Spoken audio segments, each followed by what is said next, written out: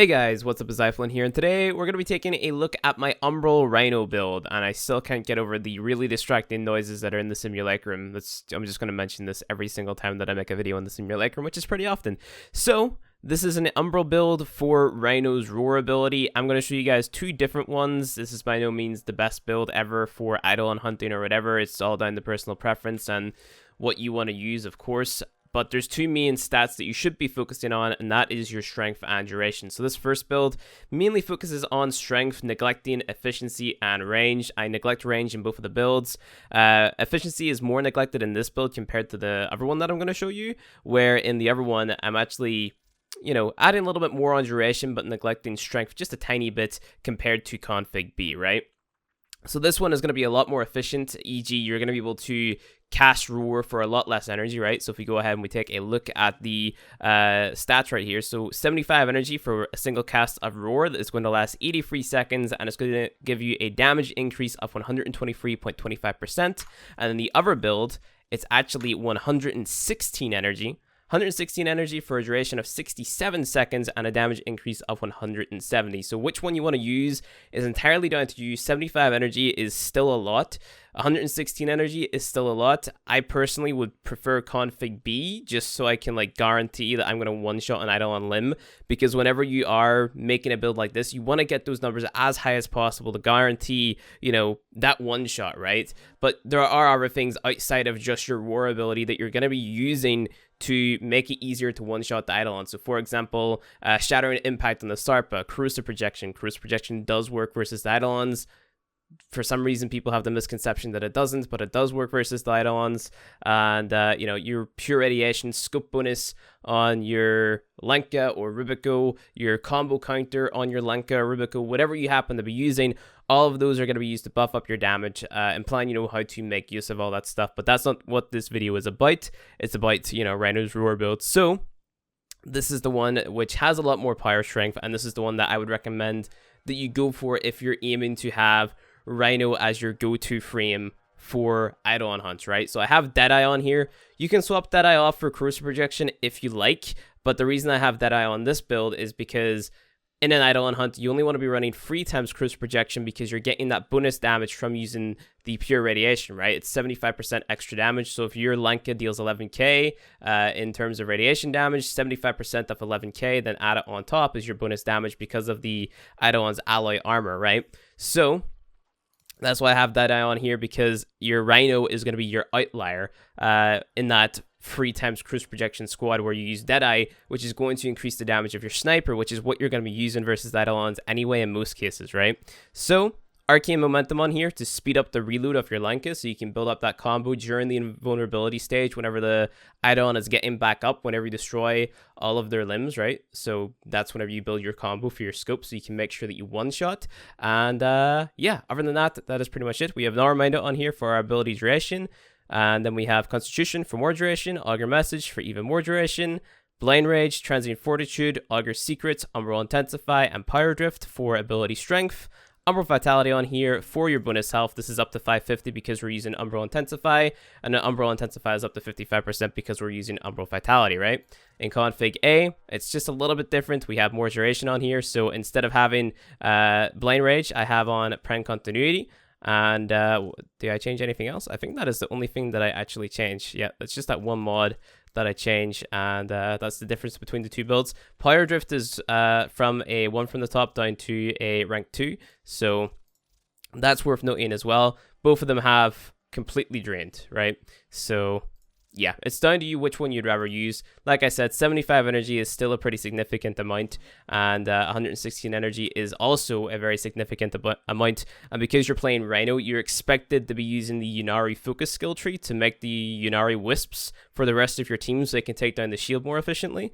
So you don't really have any way of getting your your energy back, unless you're using energy pads, right? Because you're not using Zeneric. But if you're going for a build like this for Rhino, which has all these Umbral mods, and it takes a lot of endo, it takes a lot of credits to get to this point. So I mean, I'm assuming you have enough resources lying around for energy pads. But yeah, other than that, let's go ahead and test it out versus level 160 corrupted heavy bombards, right? Because I can't actually spawn in the Eidolon in the simulacrum that would be really cool if I could just have a Eidolon in the simulacrum just standing still so I could test it out. But I can't do that yet, and it's not nighttime in the what's it called, in the plains. So unfortunately, I cannot show that to you guys. But we're using the Lenka.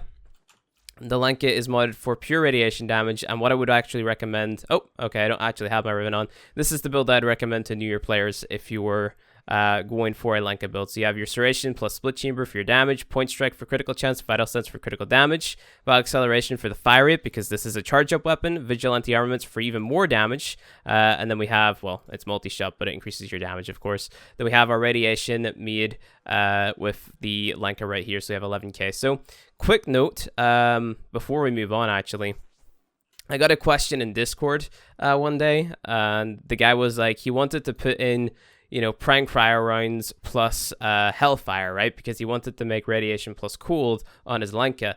If you were to put in, let's say, let's use a mod that drains. So let's say we wanted to make our Radiation plus Cooled the way that this guy was trying to do it, right? He was putting on a Fire mod to make the Radiation, but then he was putting on an Ice mod because he thought that, you know, it would just make Radiation because he had Fermite rounds in slot 1. So it would make Radiation, so it would take the base, and it would make Radiation, and then it would do Cold. It doesn't work like that. You actually have to have the two beside one another. So just because that guy mentioned that in the whatchamacallit, in the DMs on Discord, I felt like mention it here. But like that's going to increase your damage for your Radiation anyway if you have on Stormbringer, right? So even if you were to just have Hellfire equipped, sure, it gives you your Radiation, but just adding on Stormbringer gives you more Radiation damage. So there's no reason not to have that on. So yeah, if you're looking to do the Radiation plus Cold, you got to have a Lenka build that looks like this. So this is only if you're playing Chroma, by the way. I don't know if you do this with Rhino. I don't think you do. I think this is just with Chroma, because Chroma's buff works like you actually have a Serration already on. So if you have a Chroma buff that is like 900%, and then, you know, you have this build, and then you have a 900% Serration effectively. So that's why the Radiation Cold combo works on here, because you don't have to have Serration equipped on this. So just a little bit of knowledge for those of you who are looking to do Eidolon hunts. So yeah, let's go ahead and kill the bad guys, right? So because we don't have flow in this build, once you cast your Roar, get your energy back like more or less straight away. And then whenever you go to shoot the Eidolon, make sure that you're completely scoped in, because then you get this 8 times bonus on your scope. And then once you start shooting, you see that scope combo at the bottom start to build up. This is why you have Arcane Momentum equipped, and I probably should have mentioned that in my Chroma video, because I got a little bit of flack for that, not mentioning, you know, you can build combo with Arcane Momentum and yada yada yada. So that was a thing. But yeah, other than that, it's pretty effective. You're not gonna one-shot 100% of the time. Just make sure to keep on building your combo, and Arcane Momentum is just there to allow you to build that combo just a little bit faster because of that extra reload speed, right? So it's how you more or less guarantee that one shot on the Eidolon as soon as that immunity phase is gone, and then make sure that you have at least one bullet in your chamber so you can pull off that one shot because you're reloading so quickly, right? So yeah, that is kind of how you build Rhino and the Lenka in an Eidolon hunt. So yeah, that is more or less it. Thank you guys for watching this video. If you enjoyed it, hit that like button below. If you want to see more Warframe content from me, hit subscribe, and I'll see you guys in the next one.